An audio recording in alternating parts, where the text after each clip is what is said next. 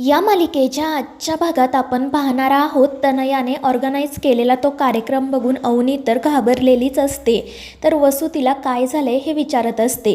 तर अवनी म्हणत असते की मला ना खरंच खूप कंटाळा आला आहे. म्हणजे असं वाटतच नाही आहे की हे आपलं घर आहे. एरवी आपल्या घरात एखादा कार्यक्रम असला की किती काम असतं ना आपल्याला, पण आज काही कामच नाही आहे. आणि त्यावर वसू हसून म्हणते की ठीक आहे वहिनी, एवढं काही नाही, आज आपण ना छान एन्जॉय करूयात. आणि त्यावर अवनीसुद्धा हसून हो म्हणते. पण मग तितक्यात तनया त्या ठिकाणी येते आणि ती अवनीला म्हणू लागते की वहिनी तुम्ही माझ्यासोबत चला, आपण दोघी मिळून छान टॅटू काढूयात. मात्र अवनी नकार देत म्हणत असते की नको तनया, मला हे सगळं नाही आवडत. पण तनया काही ऐकत नाही. शेवटी वसूसुद्धा तिला समजावते पण उपयोग होत नाही. आणि मग त्यानंतर तनया अवनीला टॅटूच्या स्टॉलवर घेऊन जाते आणि तिला म्हणते की अवनी वहिनी तुम्ही छान टॅटू काढा. तर अवनी तिला म्हणत असते की आधी तू काढ ना. मात्र तनया म्हणते की नाही, मी माझ्या मम्माची वाट बघते. आणि मग तितक्यात विशाखा त्या ठिकाणी येते. त्यामुळे तनया लगेच तिच्याकडे जाते. ती विशाखाला बघून लगेच तिला आनंदाने मिठी मारते आणि विचारते की मम्मा कसं वाटलं तुला हे डेकोरेशन. मात्र विशाखा तिला विचारत असते की पैशांची सोय झाली आहे ना, मला ताबडतोब पैसे दे. पण तनया म्हणत असते की अगं हे काय चाललंय तुझं, तू इथे हळदी कुंकवाला आली आहे ना, मग आधी आतमध्ये तरी ये. मात्र विशाखा म्हणत असते की तनया प्लीज आधी तुम्हाला पैशांबद्दल सांग, कारण तो माणूस ना बाहेर आलाय. पण तनया म्हणते की मी पैशांची सोय केली आहे, पैसे एका बॉक्समध्ये आहेत आणि ते बॉक्स मी तुला वाण म्हणून देणार, पण आत्ता लगेच देऊ शकत नाही, नाहीतर सगळ्यांना संशय येईल. आता तू बाहेरचं सगळं विसर आणि आतमध्ये ये. आणि तिकडे बघ माझ्या सासूबाईंना मी कसं तयार केलंय ते, तू सुद्धा त्यांचं थोडंसं कौतुक कर, म्हणजे त्या अजून हरभऱ्याच्या झाडावर चढतील. आणि ते ऐकून विशाखा जयश्रीकडे बघू लागते आणि तिचा तो लूक बघून हसू लागते. तर इकडे जयश्री तिच्या मैत्रिणींना सांगत असते तनयाने स्पेशली माझ्यासाठी ही साडी आणि हिऱ्यांचा सेट मागवला आहे. तितक्यात मग विशाखासुद्धा त्या ठिकाणी येते.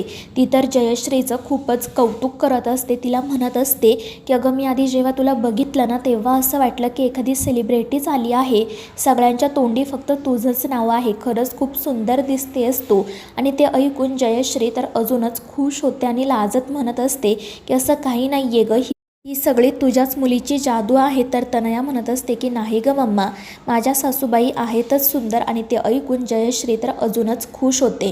त्यानंतर मग तनया त्या सगळ्यांना सांगते की तुम्ही पुढील कार्यक्रमांना सुरुवात करा. त्यामुळे मग त्या सगळ्याजणी पुढे जातात. विशाखा मात्र त्या एका स्टॉलजवळच उभी असते.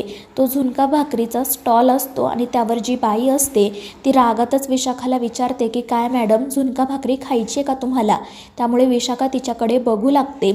तर ती बाई तिच्याजवळ असणारी गन दाखवते आणि ती गन बघून विशाखाच्या पायाखालची तर जमीनच सरकते. तितक्यात मग तिला बाहेरून त्या गुंडाचा फोन येतो. विशाखा घाबरतच विचारते की हे सगळं काय आहे.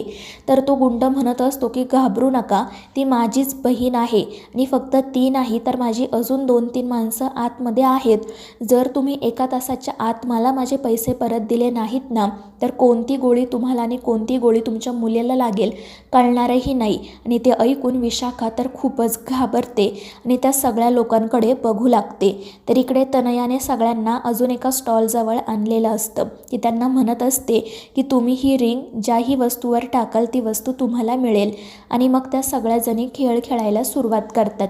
दुसरीकडे विशाखा मात्र घाबरूनच एके ठिकाणी उभी असते. तितक्यात वसू त्या ठिकाणी येते. वसूला बघून तर विशाखा अजूनच घाबरते. त्यामुळे ती हसतच विचारते की काय झालं मॅडम. तर विशाखा म्हणत असते की कुठे काय, मी हा इव्हेंट एन्जॉय करते, माझ्या मुलीने बघ किती सगळं छान केलं आहे ते. आणि त्यावर वसू फक्त हसतच हो म्हणते. तर दुसरीकडे त्या सगळ्या बायका खेळ खेळत असतात. तनयाने त्यांच्यासाठी महागडे फोन, थायलंडच्या ट्रिपचं व्हाउचर असे वेगवेगळे गिफ्ट ठेवलेले असतात. आणि ते बघून जयश्री तनयाला घाबरूनच विचारते की अगं किती खर्च केलाय तू.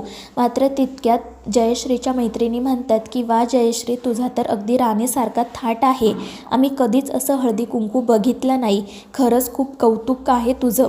आणि ते ऐकून जयश्री अजूनच खुश होते आणि तनयाला खर्चाबद्दल काही विचारत नाही.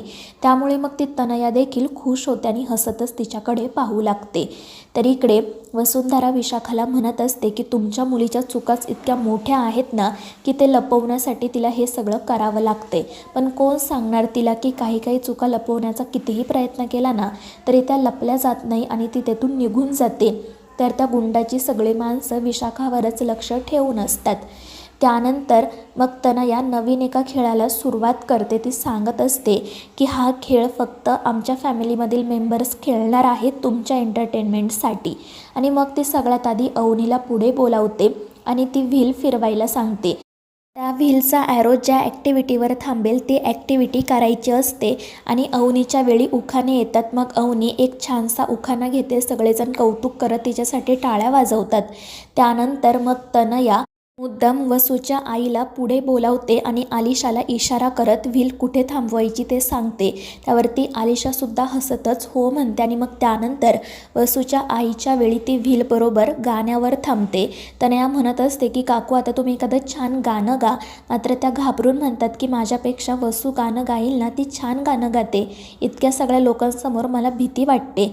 आणि ते ऐकून तनया त्यांना टोमणा मारत म्हणते की हो ना, तुम्हाला असे मोठे कार्यक्रम अटेंड करायची सवयच नसेल ना. ठीक आहे, काही हरकत नाही, जा तुम्ही भीती वाटत असेल तर. आणि मग ती हळूच म्हणते की यापुढे लक्षात ठेवा, होस्टने तुम्हाला इन्व्हाइट केलं नसेल ना तर आपली लायकी नसताना एखाद्या ठिकाणी जायचं नाही. आणि तिच्या अशा बोलण्यामुळे त्या काकूंना खूप वाईट वाटतं.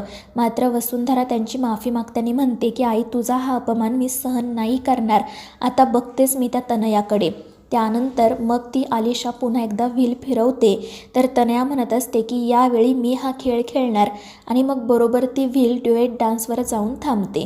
तर तनया म्हणत असते की मी तर डान्स करायला तयार आहे, पण माझ्यासोबत कोण डान्स करणार. तितक्यात तनयाची मैत्रीण म्हणते की मी येऊ का. पण तनया तिच्याकडे दुर्लक्ष करते आणि म्हणते की वसू वहिनी तूच माझ्यासोबत डान्स कर. पण जर तुलासुद्धा तुझ्या आईसारखी भीती वाटत असेल तर काही हरकत नाही. पण वसुंधरा म्हणते की कशाची भीती तुझी व तुला का घाबरू मी. माझ्या पाठीमागे माझ्या आईचं प्रेम आणि आशीर्वाद आहे. आणि ते ऐकून तनया म्हणते हो का, मग माझ्या पाठीमागे सुद्धा माझ्या सासूबाईंचा आशीर्वाद आहे. आणि मग ती हसतच त्या जयश्रीला सांगते की तुम्ही काही काळजी करूच नका, मी खूप छान डान्स शिकले आहे. आता बघा सगळ्यांसमोर या वसुंधराचं कसं हसू होतं ते. तर वसुंधरासुद्धा तनयाला कसा धडा शिकवायचा याचाच विचार करत असते. तर तनया मुद्दाम तिच्याजवळ जाते आणि म्हणते की वसू वहिनी तू अजिबात घाबरू नको बरं का. आणि प्रेशर तर घेऊ नको. तुला जसा जमेल ना तसा डान्स कर. उगाच मला मॅच करायचा प्रयत्न करू नको, कारण ते तुला जमणारही नाही. मात्र त्यावर वसू काही उत्तर देत नाही. ती फक्त हसतच तनयाकडे पाहत असते. तर मित्रांनो, या मालिकेच्या पुढील भागांच्या अपडेट्ससाठी आपल्या चॅनेलला सबस्क्राईब करा.